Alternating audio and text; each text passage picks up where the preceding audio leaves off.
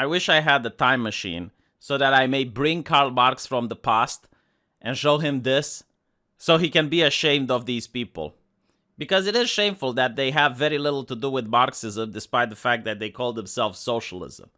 In my opinion, things changed when the populist left and the populist right managed to unite themselves, if that was for a little bit. It was during Occupy Wall Street when the 99% went against the 1%. The idea was that they were sick and tired of seeing these businesses that are too big to fail.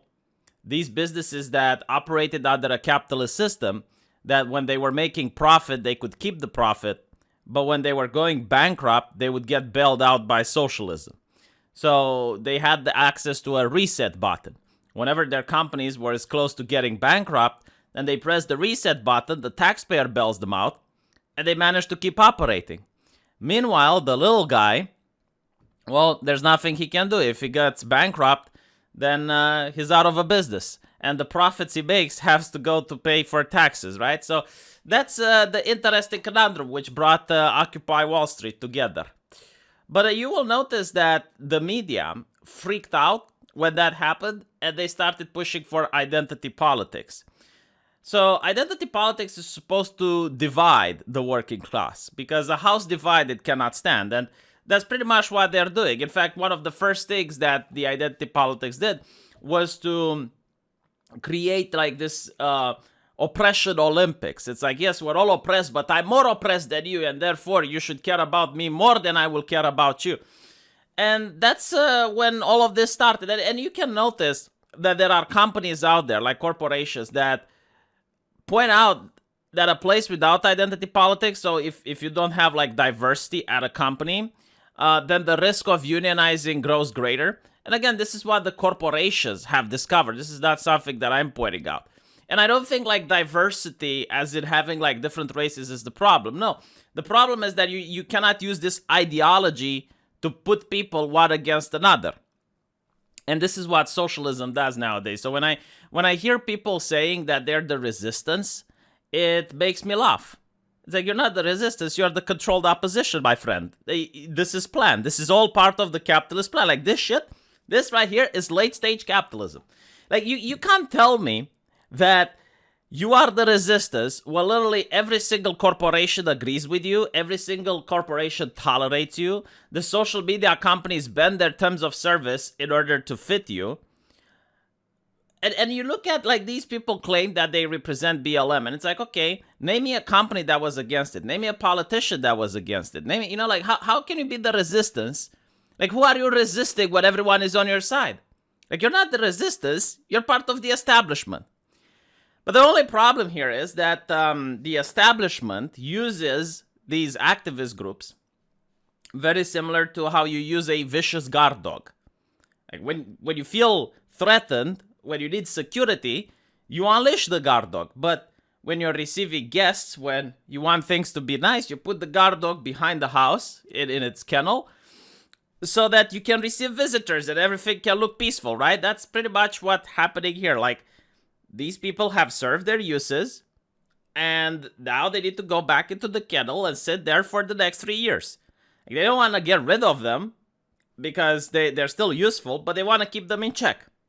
So, up till now, on social media, you had two types of people. You have the privileged, and then you had everyone else. Now, if you're in the everyone else category, then you get stopped for a broken taillight.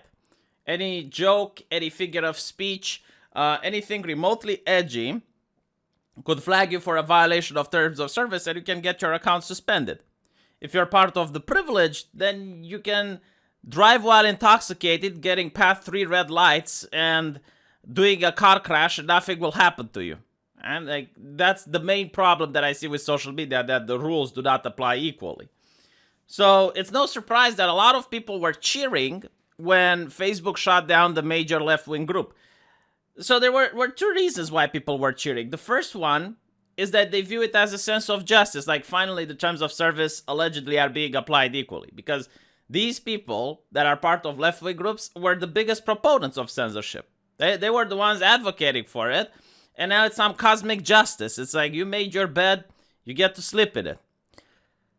But the other reason is that if it starts affecting the left, most people thought that, well, now that everyone is being affected, maybe we can get together as a group, as consumers, and stand up against censorship.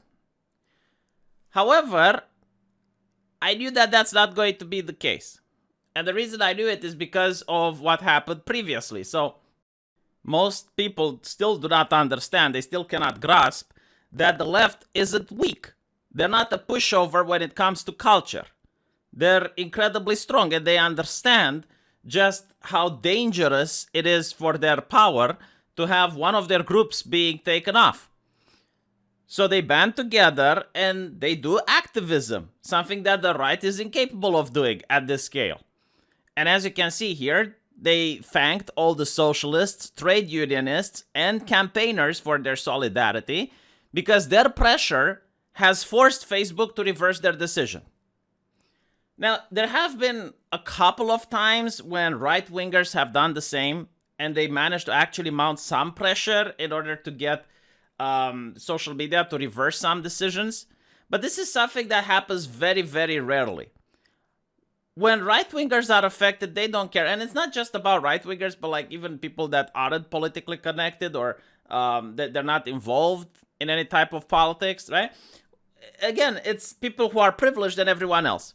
So when everyone else is getting banned, they do not have like these groups in order to try to raise awareness, to make us think about it, to point fingers at social media so that they reverse the decision. And that's why most of the right fails online, and they fail at the culture war because no one cares about them, right? And no one cares about them because no one cares if you're weak. No one, like it's very easy to mess with Joe if Joe doesn't have any backing, if no one is willing to stand up for Joe. But if you mess with a Facebook group that's for socialism, they have backing. They immediately rise up, they do activism, and they manage to get their accounts restored. However, there is something that I want to mention here, and that is that Facebook also knows how the game is played. So they will ban a large number of people, and then a stink is raised about over one or two prominent accounts that got banned, and Facebook just reinstates those one or two accounts, but everyone else remains banned. Perfect example. A couple of years ago, massive shadow banning on Facebook, mostly towards conservative voices and some left-wing groups that were anti-war. All of them got shadow banned. And people raised the stink over Diamond and Silk because they're the ones that notice. It's like, hey, our traffic is going down. What's going on here?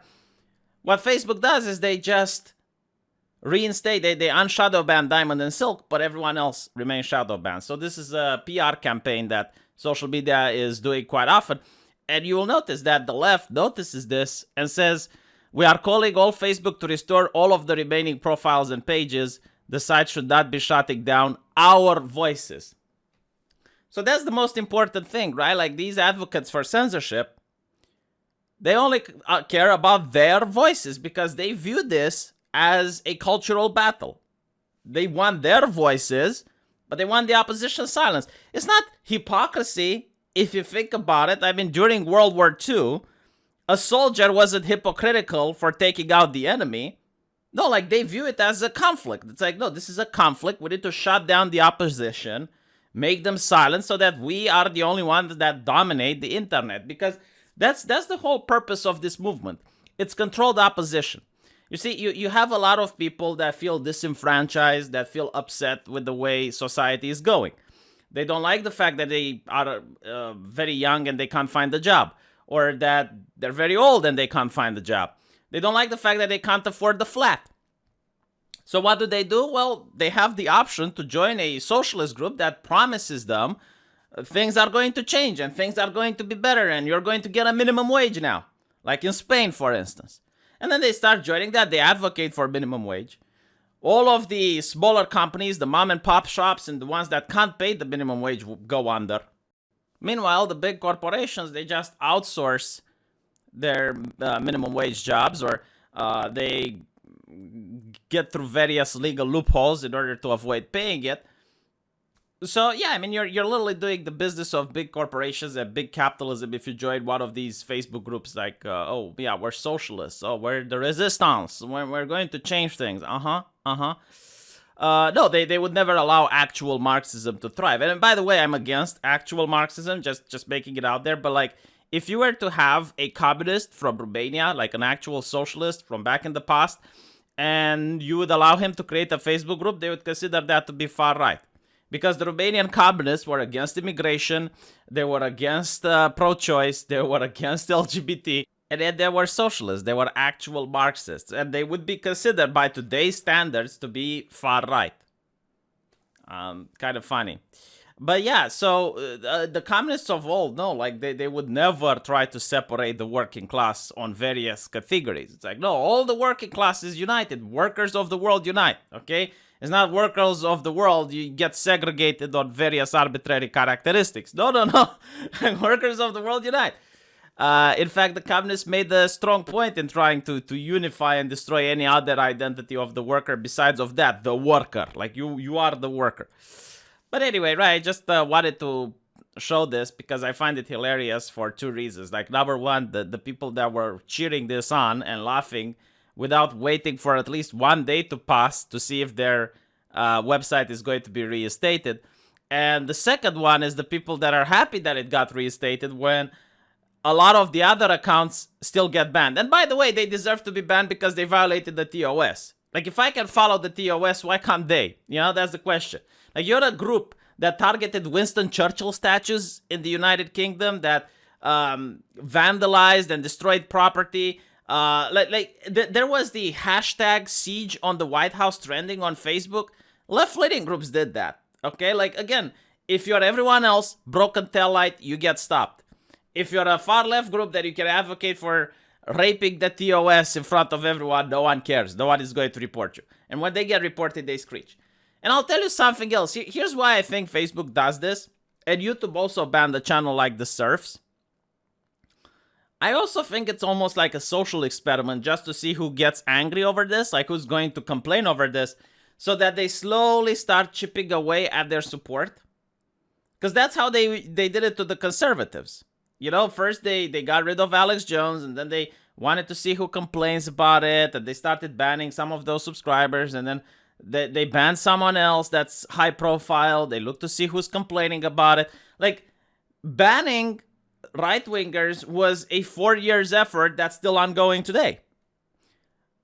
It's literally the same what they're doing here. Like, they're not going to ban far-left groups overnight, but they're definitely starting to slowly and slowly and slowly.